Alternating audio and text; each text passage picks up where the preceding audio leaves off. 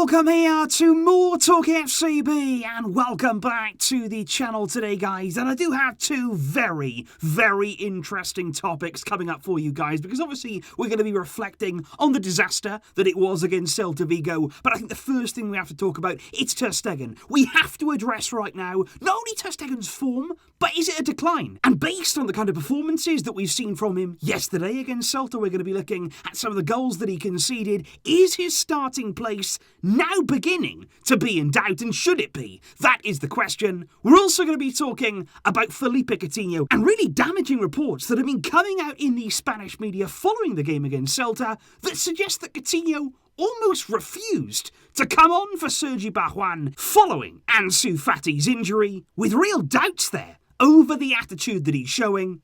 It is all coming up. Lots to discuss. So let's do it. Because when it comes to Marc-Andre Ter Stegen and looking yesterday at the collapse that we had against Celta Vigo, don't think for one single second here that I'm saying, you know what, it's all Ter Stegen's fault. The fact that we conceded 3 goals, all the blame lies at his doorstep, that's not the case. I am absolutely not saying that it's all Ter Stegen's fault.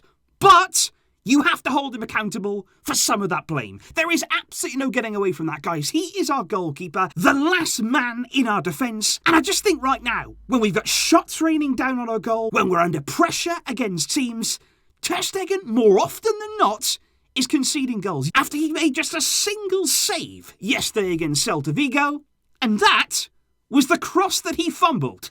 Let's take a look. Because I do think, for all of us Barca fans, the alarm bells there started to ring pretty early on in the second half. And that is the thing about it here. It's not just about Ter Stegen, the goals that he conceded, but also the ones that weren't even given. The alarm bells started ringing here. Goal in the 50th minute. Celta Vigo putting themselves on the score sheet. Ter Stegen there beaten low down to his left-hand side. And I wouldn't really say there's too much there that you can lay at his door. But then for the actual goal, the one that was allowed, that was given, it's a disaster. Because as that ball comes in there, that's not even any amount of danger. That's not difficult. It's not something there that I'd expect to trouble a top-level goalkeeper, even a medium-level one. But Ter Stegen there spills the cross. And already then, we put ourselves under pressure. Celta put that away. We've conceded a big, big goal, and we're in trouble. But again, as Celta kept that pressure on, as they kept putting the ball in the back of our net, luckily, we were bailed out by the referee decision there to order handball against Nolito.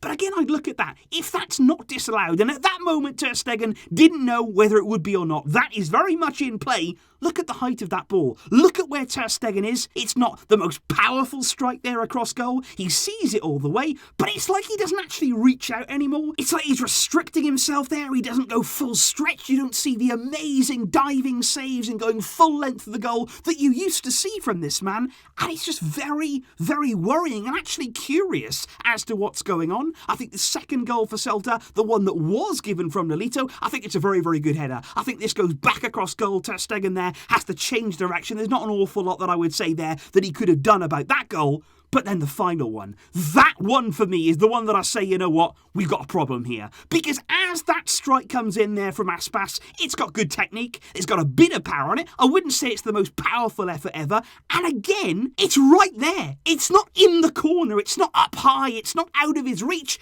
it's right there. You feel like if he just actually extends the arm, if you actually go full stretch there towards that ball, he probably keeps it out. And I think that is the one that really does make me think, okay, we have to do something now about this situation, because obviously I think throughout his time at Barca we all liked Ter Stegen. I think we all like his personality. I think we've all liked his service so far to the club. He had some wonderful times, but you can't live on that forever. We know that he's got a very, very big contract. We're paying him very, very handsomely for what he has given us in the past. But right here, in the present day, he's not good enough. He is not doing enough here to be an undisputed starter in this team. And now you're starting to hear, especially with Xavi arriving, rumours in the media that, you know what? Ter Stegen, he's not untouchable anymore. And that's the way that it should be. Nobody in this team should be untouchable regardless of the performances they put in. Because this, for me, isn't just about form from Ter Stegen. We are seeing some sort of a decline. And we need to do something as a club. Xavi needs to do something as a coach here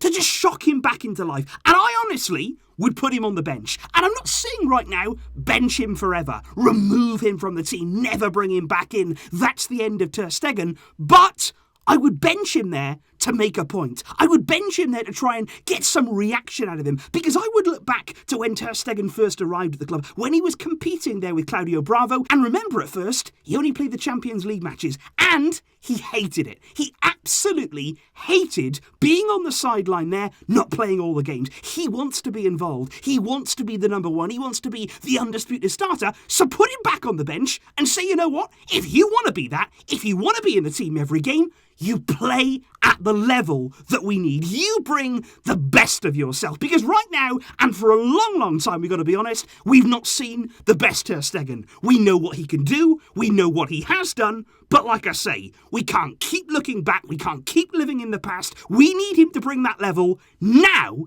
And if you've got to put him on the sidelines there, to shake him a bit, to get some reaction, to force him to be towards that level again, then so be it. And Xavi already has a big decision to make regarding our keeper.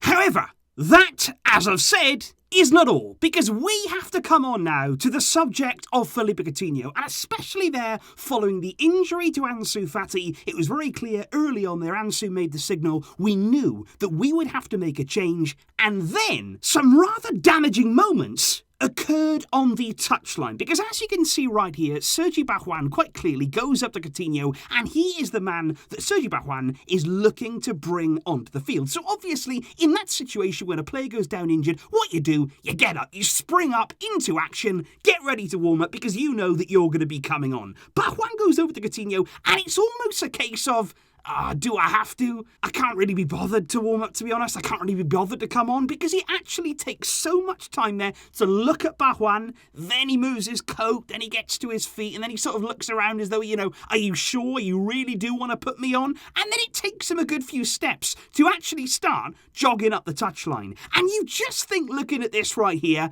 the amount of money that we are paying Coutinho. Now, yes, he may be unhappy that he's not starting, maybe unhappy that he's not coming on. Is this the way to deal with it? Is this the way that a professional goes about their work? No, this is unacceptable. And I honestly think this looks here like a player who thinks, you know what, you're an interim coach, you haven't really played me very much, you're not going to be here very long, I don't really want to play under you. And of course, he didn't come on. In the end, it was Alejandro Balde who came on as that sub. He was the one who had to play as the winger, and Coutinho stayed on the bench for the entirety of the game, it seems, as a result of this behaviour. If Coutinho indeed there showed a bad attitude, if Coutinho indeed is having some difficulties right now at the club, that kind of behaviour will not see you anywhere, I mean anywhere near the team under Xavi Hernandez. Now, this is something that, of course, we don't want to blow up into a massive crisis, a massive situation. We know that Coutinho already is being linked again with a move away in January. There's been rumours and links to Newcastle United, but I don't really see, again, too much in those rumours yet. And like I say,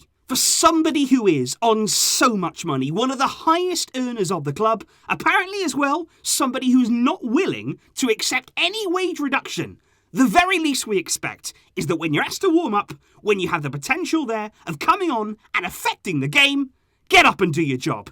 Get up and warm up. Because that behaviour, in any club, not just Barca, even at local level, you don't behave like that. So indeed, guys, those are just some thoughts there in the aftermath of the game against Celta. What do you think there about Ter Stegen's situation? Do you feel as though he would benefit from some time on the sidelines and maybe there motivate him to get the very best out of our German goalkeeper again? And what do you make there of those scenes surrounding Coutinho? I've got to say, when I first saw that, I was very, very shocked, very surprised at that kind of behaviour. But we are going to have to wait and see exactly what happens in the coming weeks, and indeed Coutinho's role, if any, under Xavi. So please do let me know all of those thoughts in the comments down below. Of course, I'll see you soon with plenty more videos to come across both channels, because there's so much happening. But until the next one, as always, Visca El Barça.